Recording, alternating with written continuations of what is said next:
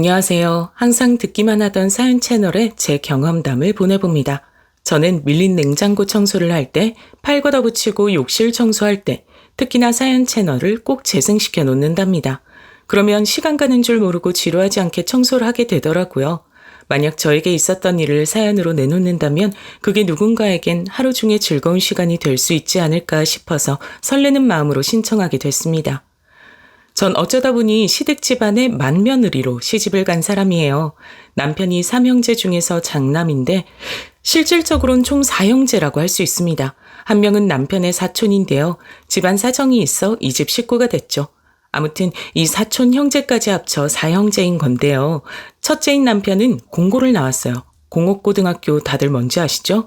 거길 나왔는데 남편이 원래는 공부를 잘했었다고 해요. 근데 중학교 재학 중에 그만 무서운 병에 걸리고 말았던 겁니다. 여러분 혹시 중2병이라고 들어보셨나요? 사춘기에 겪을 수 있는 병 중에 가장 끔찍한 병이라고 하더군요. 나도 모르게 어느샌가 중2병에 걸렸는데 갑자기 세상의 부조리를 비난하고 싶어졌어. 그리고 어른들이 만든 사회의 틀에 맞서고 싶어졌지. 이제와 생각해보자면 내가 중학교 2학년 때부터 친구를 잘못 사귄 영향이 컸던 것 같아. 그 친구들 따라서 공고까지 간 거였거든. 친구 따라 강남을 가도 부족할 판에 공고를 간 거였어? 당신 그래놓고 엄청 후회했었지? 맞아, 후회했어. 공고는 그냥 폼 잡고 싶어서 간 거였거든. 생긴 것도 잘생겼고 여자애들이랑 잘 노는 놈이 그 당시엔 부러웠고 동경의 대상이었지. 그래서 그 놈들 따라 공고까지 갔는데 1학년 마치자마자 후회돼서 매일 아침마다 울었던 것 같아. 아침마다 남편이 눈물 지었던 그 시기가 어느 때였는가 하면요. 4형제 중에 둘째, 그러니까 사촌 형제가 시댁의 일원으로 들어와 필사적으로 공부하던 때였습니다. 공부하다가 코피가 주르륵 나서 휴지로 콧구멍 틀어막고 문제집 푸는 걸 어느 날 남편이 보고선 깜짝 놀랐는데요. 그 문제집이 중학생 단계가 아니라 고등학생 과정인 걸 보고 더 충격받았대요. 참고로 둘째는 그렇게 코피 터지게 공부해서 좋은 고등학교에 진학을 했어요. 외국어 고등학교, 일명 특목고였죠. 자기 사촌동생의 대활약에 피눈물을 흘리며 후회한 남편은 그때부터 놓았던 공부를 다시 시작했고 꽤 괜찮은 대학에 진학할 수 있었습니다. 그래봤자 명문대 반열에 들어가는 곳은 절대 아니었고요. 나쁘지 않은 곳이었던 거죠. 대학 졸업 후에는 널리고 널린 중소기업에 들어갔어요. 최저시급에 준하는 월급을 받고 다녔다는데요. 거기서 성실함을 인정받아 임원의 눈에 들었고 회사의 중요한 일을 진행하는 팀에 낄 수 있었대요. 그걸 잘 해내서 앞길이 잘 풀렸어요. 남편은 자기의 32살 생일을 딱 한 달 앞두었을 때 탄탄한 중견기업의 스카우트 제의를 받았고 그쪽으로 넘어갔습니다. 스카우트 제의를 수락하는 것, 그것을 남편이 망설이지 않게 한 존재가 있었으니 그건 바로 저였습니다. 전 그렇게 확신하고 있어요. 왜냐면 남편은 스카우트 제의를 수락하자마자 그 주말에 뭘 했는가 하면 저에게 청혼했거든요. 미선아, 우리 결혼하자. 앞만 보고 달려온 나에게 옆도 보고 뒤도 보라고 가르쳐준 여자, 그게 너야. 너와 내 남은 인생을 함께하며 가정을 꾸리면 정말 행복할 것 같다. 전 그때 놀라서 기절하는 줄 알았어요. 이 남자는 결코 이런 식으로 표현을 잘하는 남자가 아니었거든요. 제 말을 원치 안 듣는 남자였습니다. 데이트할 때 제발 그놈의 반팔 체크 남방 그만 좀 입고 오라 해도 말을 지지리도 안 듣던 남자였어요. 그리고 제가 머리를 볶든 염색을 하든 이쁘다 이런 말 절대 안 해줬습니다. 그런 건 바라지도 않았네요. 황당한 게 뭐였던 줄 아시나요? 아예 제가 머리를 새로 바꾼 줄도 몰랐어요. 제가 오죽하면 남편한테 이런 소리도 한 적 있었죠. 오빠, 내가 진심으로 하는 소린데 오빤 내가 삭발을 하고 나타나도 모를 것 같아. 그랬더니 남편이 했던 말이 뭐였더라? 너무 기가 막혀서 제 기억에서 억지로 삭제를 해버려서 가물가물한데 아마도 옷돌지 한번 진짜 삭발하고 와봐 였던가? 그랬을 거예요. 지금이야 결혼을 30이든 40이든 자기 하고 싶은 때 한다고 하지만 제가 결혼할 때까지만 해도 20대 후반이 되면 결혼 생각이 있는 여자들은 괜스레 조급해지고 내가 나이를 너무 많이 먹었나 이런 생각들을 하고 그랬습니다. 고민들이 대체로 다 비슷했죠. 그래서 제가 남편한테도 우리는 결혼 언제 해? 라고 몇 번 물어봤었고요. 그런데 그럴 때마다 남편의 대답은 한결같았죠. 언제 결혼하냐고? 글쎄, 그건 오직 하늘만이 알겠지. 그럴 때면 그냥 헤어지고 다른 놈 만날까도 싶었죠. 하지만 제가 그러지 못했던 이유는 첫 번째는 정이었고요. 두 번째는 객관적으로 저에 비해 남편이 괜찮았기 때문입니다. 지금도 그 부분은 겸허히 인정해요. 제 지인들이 당시에 제 남편을 겪어보곤 사람이 조금 뻣뻣하고 살짝 밥맛이 없다 그랬었죠. 집안 장남이란 요소를 두고도 저를 향해 장남과 결혼하면 개고생이라 했고요. 하지만 시댁이 경제적으로 전혀 부족하지 않았고 동생들이 잘 나간다는 걸 알고 나면 절 보면서 너 봉자봤구나 하고 말을 바꿨습니다. 전 노골적으로 표현을 해보자면 소위 흙수저 출신이었기 때문이에요. 흙수저란 단어는 처음 접했을 때 제 힘들었던 과거가 떠올라서 심장이 막 아프게 뛰었었네요. 제가 초등학교 들어가기도 전인 6살 때 집안이 폭삭 망했고요. 정말 구질구질하게 살았다가 제가 중학교 1학년 때 친정부모님이 절치부심해서 사업이란 걸 시작하셨습니다. 기대가 컸죠. 근데 그게 또 아주 기가 막히게 폭삭 망했어요. 단숨에 그곳으로 올랐죠. 그곳이 어디겠어요. 빚더미 위였죠. 그리고 그 빚은 제가 24살이 되던 해에 다 갚았습니다. 남들 같으면 4년제 대학 졸업하는 나이가 24살이에요. 하지만 전 남들이 대학 다닐 때 직장 다녀 빚 갚는 데 이바지를 했습니다. 25부터 그나마 숨통 튀어 살았네요. 형편이 가난하면 짜증이 늘어나는 걸 여러분 중에서 아시는 분이 계실까요? 별것 아닌 것에도 사람이 얄팍하게 굴게 되고 심적으로 여유가 없고 매사에 너그럽지 못합니다. 저는 빚 다 갚고 나서 이제 폼나게 사회생활을 해볼 차례라 여겼는데요. 티 없이 맑게 자란 사람들을 겪을 때마다 혼자 속으로 비참해 죽는 줄 알았어요. 내 인생 이제 볕들 일만 남았다고 생각했는데 애초에 인생에 찬란하게 볕만 들어온 사람들이 이렇게 많았구나. 해맑은 것 좀 봐. 찌들 대로 찢은 난 영원히 따라잡을 수가 없는 사람들이야. 그래서 기껏 이제 빚도 다 갚았건만 웬 우울증이 찾아왔습니다. 남들과 비교하니까 끝도 없더라고요. 내 인생은 왜 찬란하지 못했을까 그게 서글펐고요. 절망의 땅굴만 한없이 파고들었던 저에게 그때 친정언니가 말해왔습니다. 미선아, 너 잘하고 있는 거야. 너만큼 대단한 애도 난 드물다고 봐. 너처럼 야무진 사람 은근 없다. 됐어. 그런 위로 따위 필요 없어. 나는 출발선부터 글러먹은 것 같고 외면과 내면 모두 별론 것 같아. 밝은 척, 씩씩한 척, 사교적인 척하는 내가 구질구질해. 샤넬 짝퉁 지갑 사서 들고 다니는 내가 창피하다고. 그거 살 땐 나도 이제 샤넬 생겼어 이렇게 생각했는데 가만 보니까 이게 무슨 소용인가 싶어. 어차피 난 진품을 살 수가 없는데 그냥 내 처지가 우습기만 하고 바보 같아. 널 왜 바보라고 생각해? 야, 짝퉁 시장 규모가 얼마나 큰 줄 알아? 짝퉁 사는 사람 많아. 그거 샀다 그래서 네가 바보가 아니야. 언니, 나 짝퉁 지갑 사는데 15만 원 줬어. 암만 해도 내가 바보 맞는 것 같지?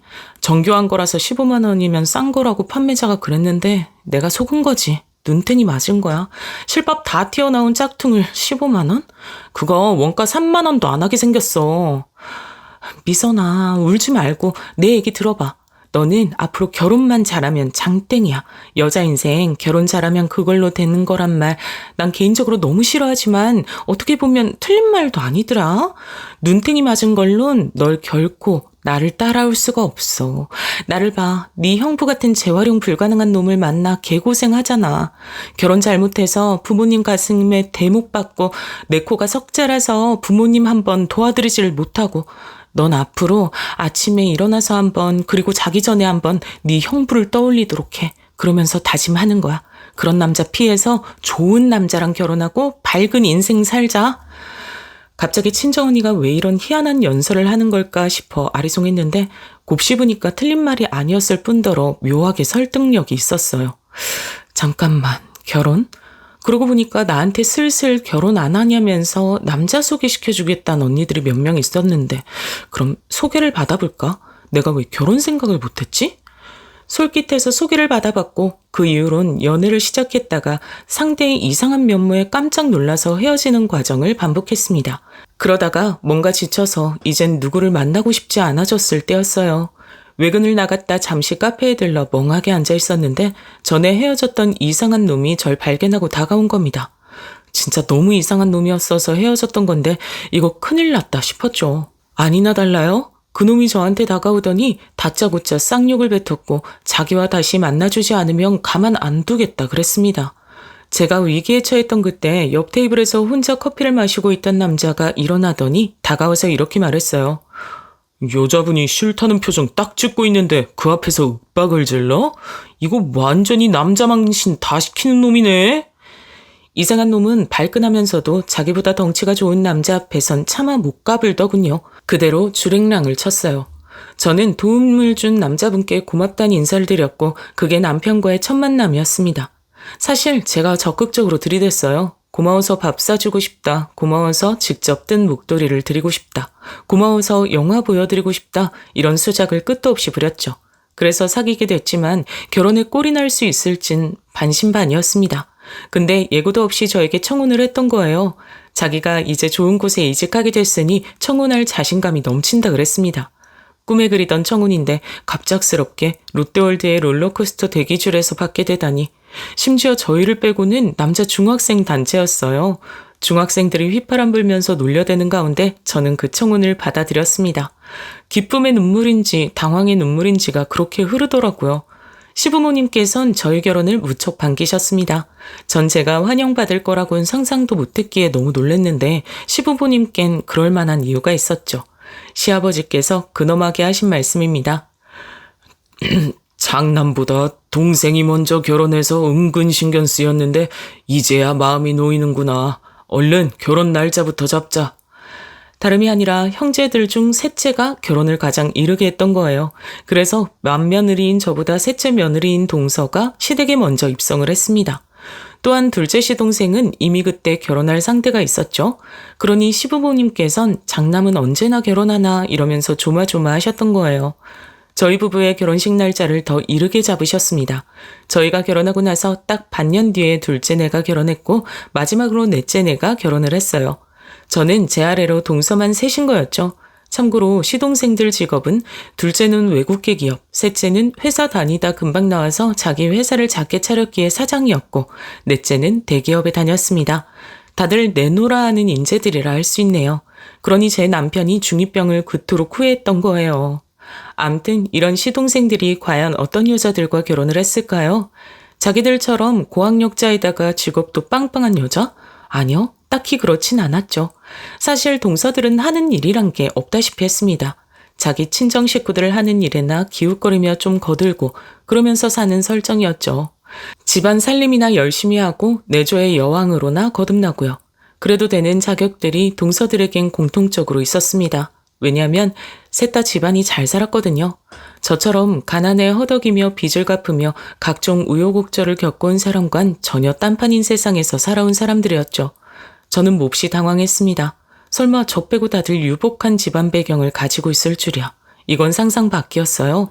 사는 곳들도 그리 멀지 않은 데다 시부모님께선 전혀 티를 안 내고 사시고자 하는 겸손한 분들이셔 그런지 남편 말로는 부동산을 아주 든든하게 가지고 계신다 그랬거든요. 그런 분들이니 딱히 직업도 뚜렷하게 없는 동서들이 시간이나 여유가 나면 시댁에 들러 시부모님께 열과 성을 다했습니다. 그렇기 때문에 시댁이란 접점이 끊길 수가 없었죠. 자주 안 보고 산다는 선택지가 없었네요. 근데 내 기분 탓인가? 동서들이 왜 나를 좋은 말로는 너무 편하게 생각하는 것 같지? 아무리 그래도 내가 집안 장남하고 결혼한 맏며느리인데 자기들하고 똑같거나 오히려 아래급의 사람으로 날 보는 것 같네. 시간이 좀 지나자 전 그런 생각을 하게 됐지만 굳이 티는 크게 안 내고 좋은 게 좋은 거라 생각하고 화합을 다지는 것에 목표를 세웠습니다. 남편도 그랬거든요. 잘 나가는 자기 동생들 앞에서 굳이 자기가 무게 잡고 싶진 않으니까 동생들이 콧대 높게 까불든 말든 너그러운 마음으로 둔다 했습니다. 저 역시 비슷하게 갈 생각이었죠. 근데 둘째, 넷째 동선 괜찮아도 셋째 동서가 문제였습니다. 사람이 되게 깝죽거리는 스타일이더라고요. 제가 가장 먼저 시집 왔으니까 사실상 며느리 서열 1위인 거 형님도 아시죠? 그렇구나. 1위. 좋아 보인다. 그래, 동서가 1위 해. 저는 이미 유복하게 자라온 이들에게 열등감과 자격지심을 가져본 역사가 다 있었기에 이제는 이런들 저런들 어떠하리였습니다. 명품이 진품이면 어떻고 가품이면 어떠하냐는 생각으로 부처님 미소를 지어줬더니 처음엔 자기가 위를 선점해서 기뻐하던 셋째 동서가 점차 열받아 하더라고요.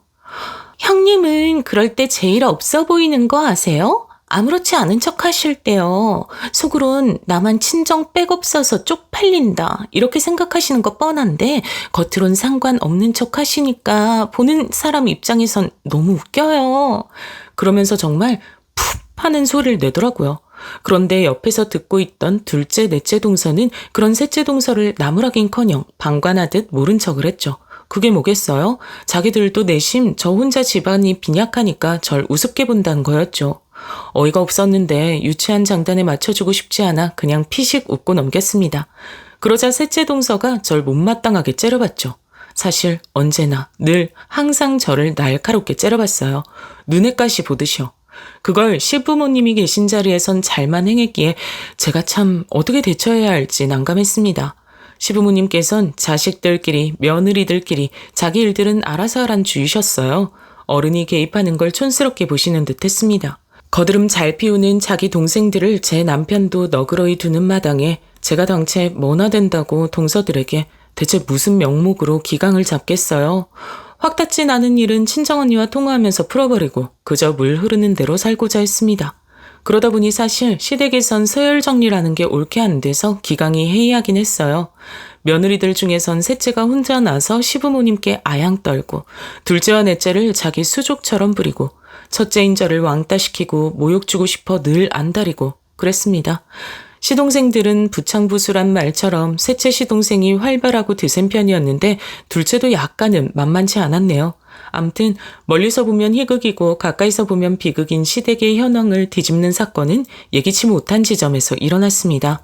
시댁은 캐나다에 친정을 두고 있는데요. 둘째 시동생이 사실은 그 집 아들입니다. 한국에서 살고자 하다 보니 시댁에 들어왔을 뿐이었죠. 암튼 캐나다 집과 통화를 하시던 시아버지께서 갑자기 며느리들에게 한턱 쏘시기로 한 거예요. 무슨 턱이었냐면 캐나다 여행 턱이었습니다. 내가 가만 생각해보니까 이래저래 바쁘고 힘들단 핑계로 다 같이 가족여행을 못 간 데다가 우리 며느리들한테 내가 한 번도 뭘 해준 적이 없는 것 같더구나. 너희들 시어미는 요새 건강이 안 좋아 같이 못 가니까 어디 한번 너희들끼리 자유를 만끽하면서 여행이나 다녀와라. 난데없이 엄청난 제안이 떨어진 거예요. 여자들끼리 사이좋게 다녀와라고 하셨죠. 시아버지께서 추진해 주신 갑작스레 성사된 캐나다 여행을 마다할 사람은 아무도 없었습니다. 아버님, 카드는 제가 받을게요. 제가 총무 맡는 것에 혹시 이의 있으신 분 없죠? 그러고 셋째 동서가 나섰습니다.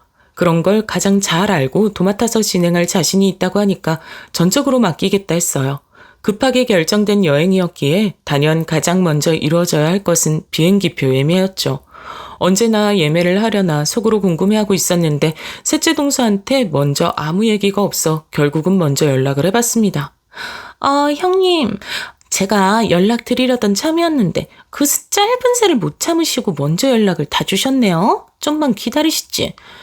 너무 궁금해서 연락해봤어.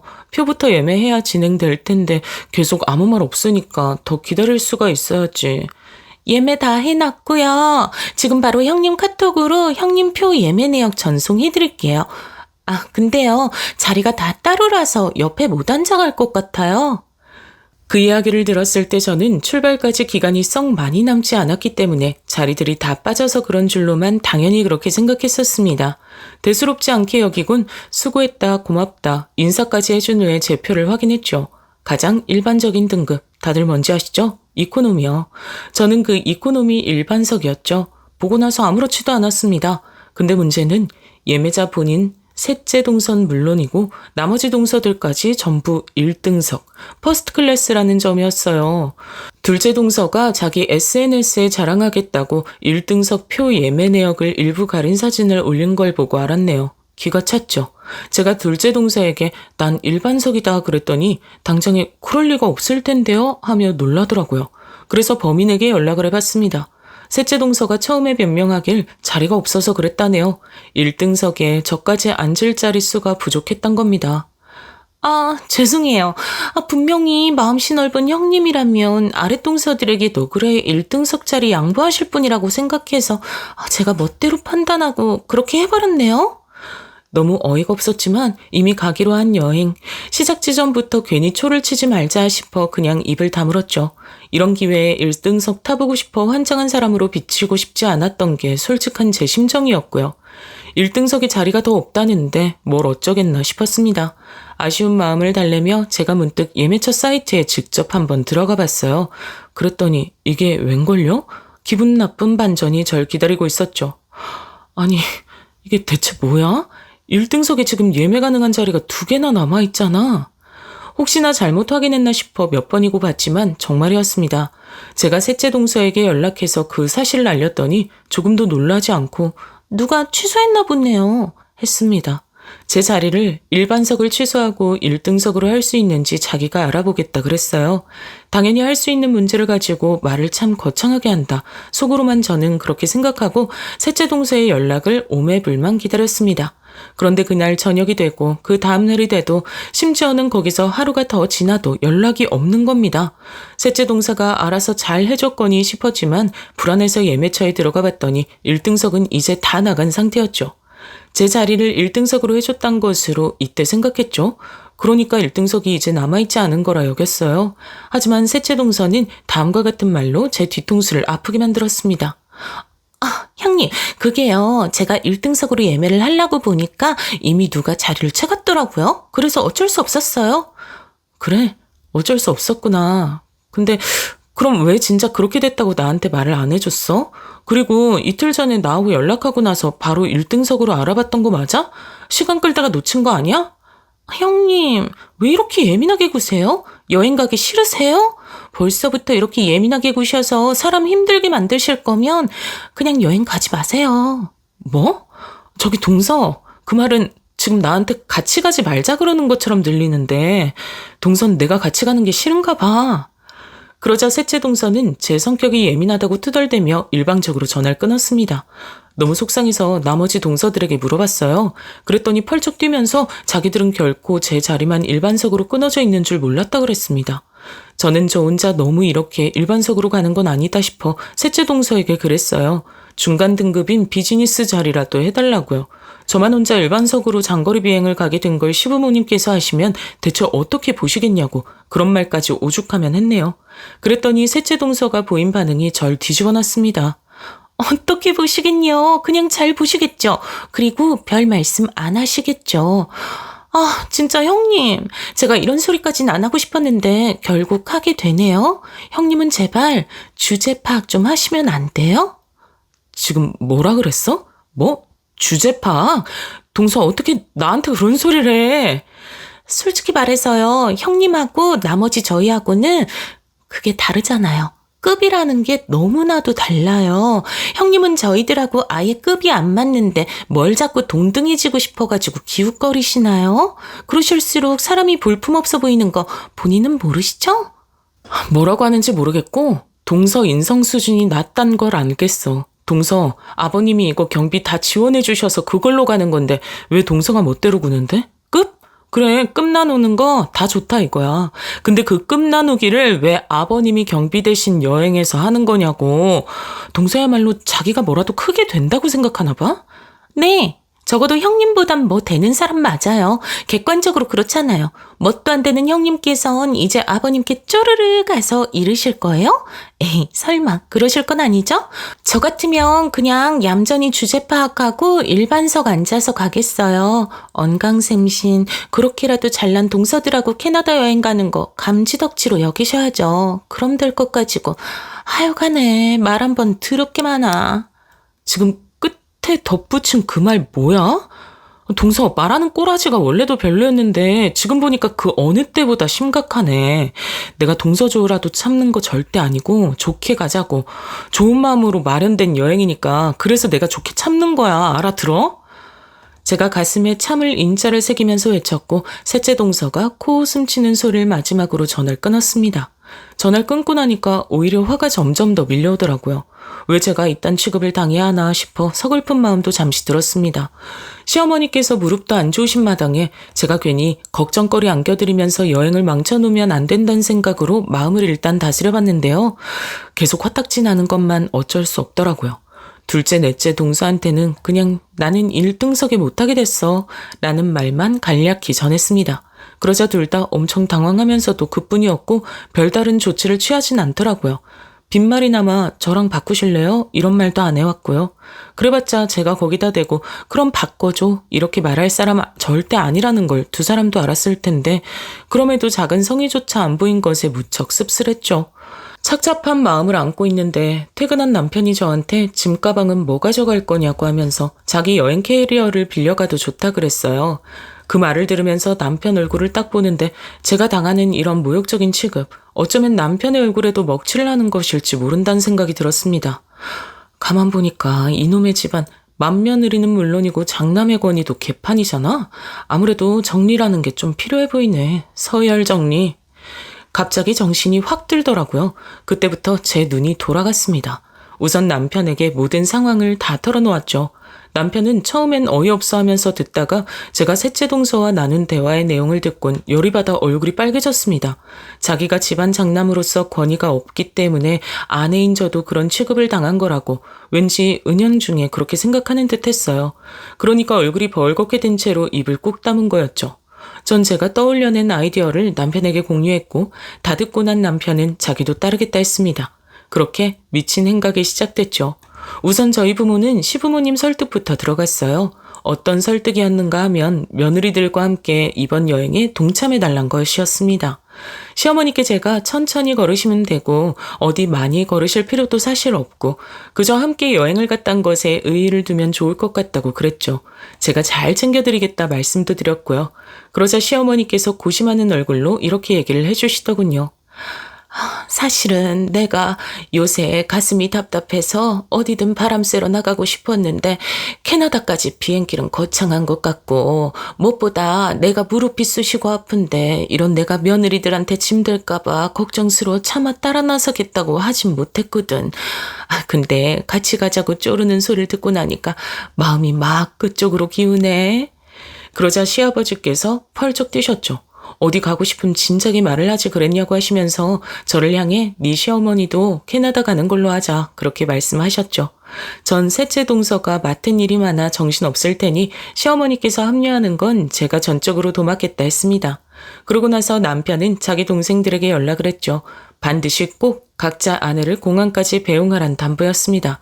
시큰둥해하던 시동생들은 이건 시부모님 명령이란 남편의 덧붙임이 있고 나서야 어영부영 알겠다고 했다네요. 그리고 마침내 출국 당일이었습니다. 일찌감치 모두가 공항에 모였어요. 시부모님도 계시는 것에 동서들이 깜짝 놀랐습니다. 제가 큰 소리로 외쳤죠. 아버님, 어머님, 저희는 느긋하게 움직여도 되겠어요. 시간을 워낙 넉넉하게 맞췄으니까요. 근데 동서들은 서두르는 게 낫지 않아? 1등석은 내가 알기론 비행기 탑승도 가장 먼저 할 수 있는 특혜가 있던데 비행기 먼저 타서 앉아있는 거 중요하지 않겠어? 저의 외침에 동서들을 제외한 모든 사람들의 고개가 휙 돌아갔습니다. 동서들을 향해서 말입니다. 당황해서 눈만 조용히 굴리는 동서들에게 시아버지께서 의아한 물음을 던지셨어요. 1등석? 어째서 너희들만 1등석인 게야? 무슨 이유로? 아니 대체 어쩌다가? 그리고 시동생들이 서로 당황한 눈빛들을 교환하며 어쩔 줄 몰라 했죠. 그걸 보면서 남편이 화를 눌러 참은 목소리로 물었습니다. 야, 너희들 진짜 몰랐어? 재수 씨들만 1등석 예매한 거 정말 몰랐던 거야? 아무 말도 못 들었어? 그러자 시동생들이 거의 동시에 고개를 막 흔들며 전혀 몰랐다고 답을 했습니다. 이쯤에서 시아버지께선 이게 다 무슨 일인가 싶으신 한숨을 푹푹 내쉬셨죠. 남편이 자기 동생들을 매섭게 혼내기 시작했어요. 너희들은 각자의 일에만 빠져 사는 놈들이니 자기 아내들이 무슨 비행기를 어떤 자리에 앉아가는지 몰랐을 수 있겠네. 그래, 그건 그렇다 치니까 내가 관여를 안 하겠지만 너희들의 형수한테 내 집사람한테 못된 재수씨들이 아무렇게나 구는 거 그것만큼은 내가 관여를 꼭 좀 해야겠다. 나 이거 절대 자시하지 않을 거야. 너희들 내가 우습냐? 남자답게 어디 한번 맨주먹으로 다들 겨뤄봐. 주먹 다짐 한번 들어가봐. 남편이 거의 이를 갈면서 화를 냈고 셋째 시동생이 가장 겁을 집어먹어서는 이러지 말라며 몸을 떨었습니다. 형제들 중에 가장 덩치가 왜소해서 그런가 겁도 빨리 먹더라고요. 그러자 셋째 동서가 입술을 꽉 깨무는 게 제 눈에 보였죠. 시아버지께선 싸늘하게 식은 눈으로 당신의 자식들 그리고 며느리들을 천천히 훑어보셨고 엄청난 선언을 하셨습니다. 무슨 상황인지 내가 이제야 다 파악됐다. 그렇게 된 거였구나. 오냐, 이게 다 이 되바라진 놈들이 집안의 장나무대를 안에서 벌어진 일이라 이거지? 잘 알았다. 앞으로 너희들은 알아서 잘 살든지 말든지 해라. 나는 우리 집안 재산 내 장남하고 맏며느리에게만 물려주란다. 설마 여기서 이 일을 가지는 사람은 없겠지? 세상에, 그건 상상도 못해본 초특급 선언이었습니다. 설마 시아버지께서 상황 파악은 물론 그 안에 깃든 고질적인 문제점까지 꿰뚫어 보실 줄은 몰랐네요. 파격적으로 나와주실 줄은 더 몰랐고요. 시아버지의 말씀이 끝나자마자 시동생들은 그대로 얼어붙었고 반면에 동서들은 난리가 났습니다. 왜 그렇게 섭섭한 말씀을 하시냐며 다들 시아버지께 빌기 바빴죠. 그때 눈에 들어온 사실은 공항의 다른 사람들이 다 저희 쪽을 구경하고 있단 점이었죠. 어느새 이목을 끌게 된 모양이었네요. 그런 와중에 셋째 동서가 저에게 다가오더니 이를 갈아댔습니다. 예상치 못한 상황에 많이 흥분한 듯 보였어요. 이게 다 형님 때문이에요. 상황을 왜 이렇게 만드세요? 왜 사람을 개망신 시키시는 거예요? 절 형님하고 동급으로 만들고 싶어서 환장하신 거예요? 전 형님처럼 이렇게 치사하고 치졸한 사람 처음 봐요. 글쎄, 난 동서가 지금 혼자 뭔 개소리를 늘어놓는 건지 전혀 그 내용을 이해하지 못하겠어. 내가 동서하고 급이 달라서 이해를 못하나 봐. 미안해. 뭐라고요? 진짜 어이없어. 이보세요, 형님. 머리 굴리시는 게 아주 장난 아니시네요. 이번엔 제가 제대로 한 방 먹었어요. 왜 형님 같은 급 떨어지는 사람 때문에 이런 수모를 당해야 되는 건지 억울해서 미치겠어요. 셋째 동서가 격해진 감정으로 소리를 질렀을 때였어요. 대체 언제 지척에 계셨던 건지 갑자기 다가오신 시어머니께서 셋째 동서의 싸대기를 힘껏 날리셨습니다. 전 놀라서 비명을 삼켰고 셋째 동서는 세게 얻어맞아 바닥에 주저앉고 말았죠. 그리고 비틀거리시는 시어머니를 제가 얼른 부축해드렸습니다. 제 팔을 잡으시며 시어머니께서 이렇게 말씀을 뱉으셨어요. 괜히 맏며느리는 맏며느리가 아니구나. 내가 그걸 지금 알다니. 이게 다 내 잘못이다. 내가 너에게 미안하다. 저런 경우 없이 하극상을 벌리는 싸가지 없는 것도 내가 며느리랍시고 아껴왔다니. 아주 기가 막힐 노릇이야. 어머님이 지금 제 뺨을 치신 거예요? 이럴 리가 없는데. 어머님은 저를 제일 예뻐하셨잖아요. 하다 그딴 망발을 짓거리는 며느리인 줄 몰랐을 때야 이뻐했지. 여행? 비행기? 다 필요 없다. 너희 새끼리만 떠나. 우린 안 갈 테니까. 1등석인지 1등 등신석인지 너희들끼리 실컷 잘 타고 가라. 동서들을 향해 말씀하신 시어머니께서 돌아서셨고 그 곁에는 부축을 해드리는 제가 있었습니다. 슬쩍 뒤를 확인했더니 동서들의 안색은 거의 진흙빛이 되었죠. 시동생들의 굳어진 표정은 말할 것도 없었고요. 시부모님과 저희 부부가 주차장을 향해 걸어갈 때 저 중에서 아무도 따라오는 사람이 없었다는 게 놀라울 따름입니다. 한 번 더 그쪽을 확인했던 남편이 말하길 자기들끼리 옥신각신 하느라 정신이 바빠 보였다네요. 주차장에 다다랐을 때 저는 시부모님을 향해서 고개와 허리를 숙였고 정중하게 사과를 드렸습니다. 심렵게 쳐드려 정말 죄송해요. 이런 일로 두 분 번거롭게 만들어드린 것도 너무 죄송하고요. 막상 이렇게 되고 나니까 제가 너무 단편적으로만 생각했던 것 같아서 부끄럽습니다. 아버님, 어머님, 제가 면목이 없어요. 솔직히 말해서 뒤늦게 민망함이 밀려온 것도 있었어요. 저로 인해 시부모님께서 괜히 스트레스 받으실 일만 생긴 것 같았네요. 그때 시부모님께선 절대 아니라고 힘을 주어 말씀해 주셨습니다. 그렇게 생각할 것 없다. 집안 꼬라지 한번 저열하게 돌아가는 걸 내심 읽고 있었음에도 대수롭지 않게 애써 넘기려고 했던 적이 한 번도 없었는가 스스로에게 물어보자면 나는 떳떳하지가 못해. 집안의 어른으로서 내가 부족하고 내가 잘못했지. 나도 마찬가지구나. 신세대 며느리들에게 걸맞은 요즘 시어머니 같은 게 되고 싶어가지고 괜한 참견을 안 한다는 게 그만 오만방자하게 흐트러진 분위기를 불러오고 말았어. 자식들 일은 자식들끼리 자유롭게 해결하는 게 능사라 생각했는데 이제 보니 그것도 아니었던 것 같네. 에휴, 나이 먹고 자식들 다 키워놓고 할머니가 돼도 왜 이렇게 신경 쓸 게 많고 머리 아픈 일이 많은지. 시어머니께선 무척 피곤해 보이셨고 남편이 얼른 차에 태워드렸죠. 근데 가만 보니까 눈빛에서 왠지 모를 결의를 뿜어내고 계시더라고요. 시아버지께선 시어머니와 짧게 무슨 대화를 나누시더니 지체 없이 어디론가 전화를 거셨습니다. 그곳은 바로 캐나다였죠. 난데 이따 공항으로 마중 나올 필요 없어. 그때 남편이 저에게 속닥거렸어요. 과연 동서들이 이 상황에서 자기들끼리 캐나다를 갈 것 같지 않단 거였죠. 전 섣불리 확인할 수 없어 머뭇거렸는데 저희 대화를 들으신 건지 시어머니께서 이렇게 혼잣말을 하셨습니다. 제정신이 안 박혔음 기어이 비행기를 타겠지. 과연 어땠을까요? 동서들은 기어이 그 비행기를 탔습니다. 네, 1등석을 타고 캐나다까지 날아갔어요. 기껏 성사된 캐나다 일정을 버리긴 너무 아까웠고 1등석도 아까웠고 비행기 출발 시간은 점점 다가오고 시동생들 사이에서도 가도 된다 안 된다 의견이 분분하고 이런 마당이니까 동서들이 에라 모르겠다 싶어 혼비백산 상태에서 탑승 수속을 하러 가버렸다 합니다. 눈앞에 비행기가 떡하니 있는데 안 타나요? 거기까지 또 가버렸으니 이제 비행기에 올라탈 수밖에 없었죠. 하지만 어떻게 좌불안석이 아닐 수 있었겠나요? 캐나다까지 가는 동안 그 장거리 비행기에서 한숨도 못 잤다고 합니다.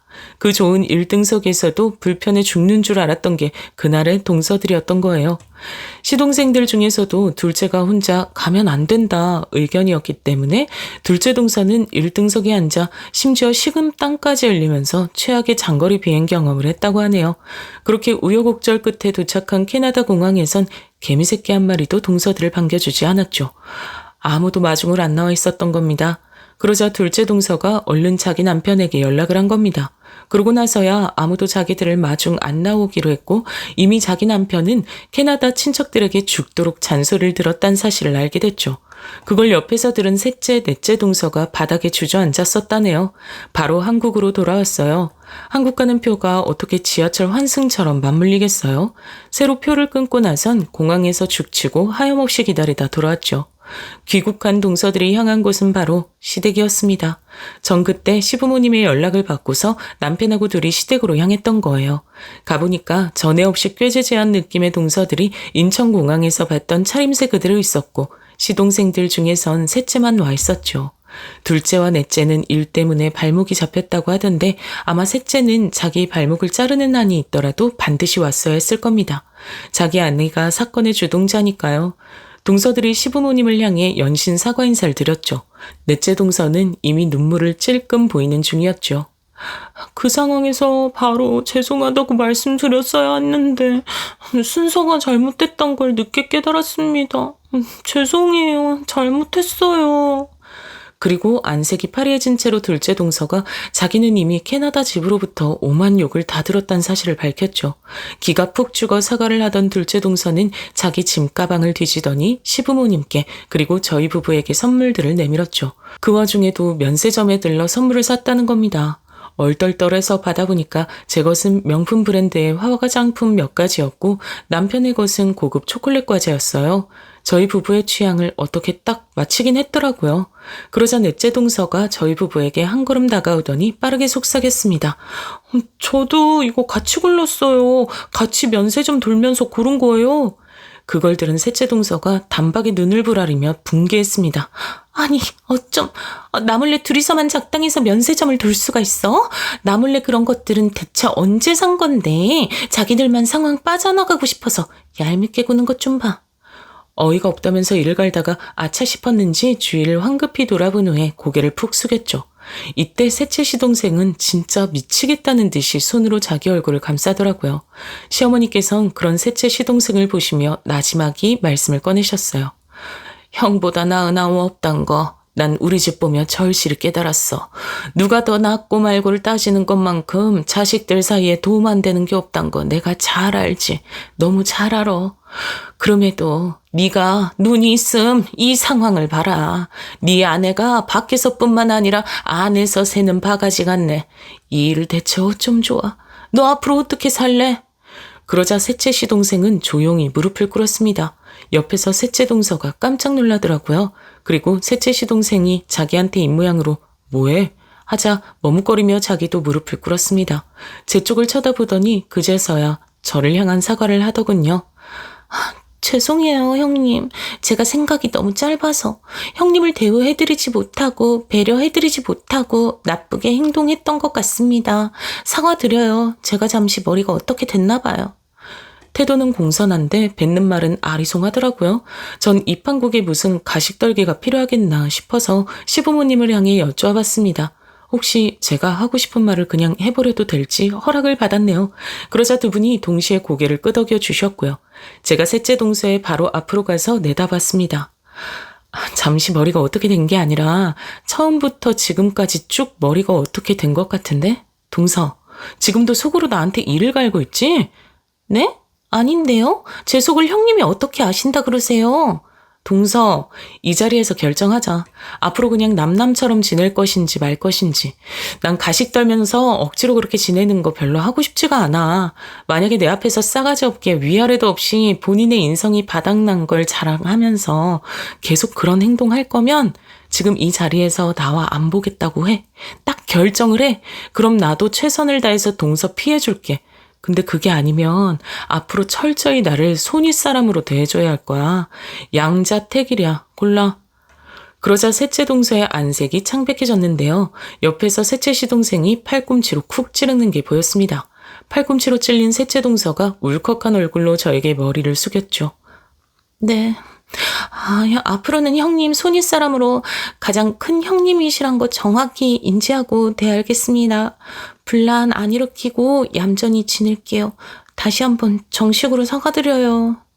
머리를 다시 들었을 때 살펴보니까 눈가에 눈물이 촉촉히 젖어 있더라고요. 그런 걸 보니까 전 또 왜 마음이 불편해지던지요. 그 사과 받아주겠다 했습니다. 어처구니 없었던 1등석 사건은 그렇게 막을 내렸네요. 그 후로는 놀랄 정도로 별일이 없었어요. 무탈한 일상이 이어졌는데요. 확실히 달라진 점이라면 동서들은 물론이고 시동생들이 절 대하는 태도였죠. 건성으로 굴던 기색들이 사라졌습니다. 남편도 이제 좋은 게 좋은 거지 하면서 자기 동생들에게 양보하고 넘기고 이러던 걸 다 때려치우고 나설 땐 확실히 나섰게 됐죠. 시부모님께선 이런 변화에 만족해 하시더라고요. 다행이었습니다. 셋째 동생은 저에게 머리를 숙이는 게 자존심 상하는지 초반엔 뚱하게 있을 때가 잦았는데 인간은 적응의 동물이라 하잖아요. 시간이 좀 지나니까 자기도 슬슬 익숙해졌는지 저에게 이제 안 까불고 말도 착하게 하고 그렇게 됐습니다. 다만 원체 사람끼리 조합이 잘 맞는 건 아니었으니까요.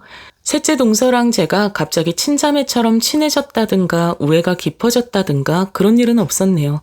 서로에게 기본 할도리만 잘하는 거, 그것만으로 족하다고 생각합니다. 둘째 동서하고는 꽤 친해졌어요. 1등석 사건 이후로 딱 1년이 지났을 때 둘이서만 제주도 여행을 2박 3일로 다녀왔을 정도면 친한 거 맞죠? 캐나다 여행은 아쉽게도 다신 가지 않았는데요. 대신 바로 그 밑에 있는 미국에 다녀왔답니다. 오히려 더 좋았죠. 넓은 세상을 보고 오니까 눈이 다 트이더라고요. 안주하면서 살기 싫어져서 전 새롭게 공부도 하고 경력도 쌓기 시작했어요. 현재는 거의 쉬는 날도 없이 카메라 들고 밖에 나가 작업을 하며 지낸답니다. 좋아하는 것을 찾아 하기 시작했을 뿐인데 제가 운이 좋은 건지 돈도 따라오기 시작해서 남편이 저에게 마님이라 부르네요. 자연스레 덩치가 좋은 남편은 어쩌다 보니 요즘 별명이 돌쇠가 됐어요. 마님 곁에는 돌쇠가 있어야 하죠. 이런저런 일들이 있긴 했지만 결혼에 있어서는 후회한 적이 없으니 어쨌든 제가 결혼은 잘한 듯합니다. 앞으로 더 잘 살아볼 거예요. 제 이야기를 들어주신 여러분의 인생에도 제가 응원을 보내드릴게요.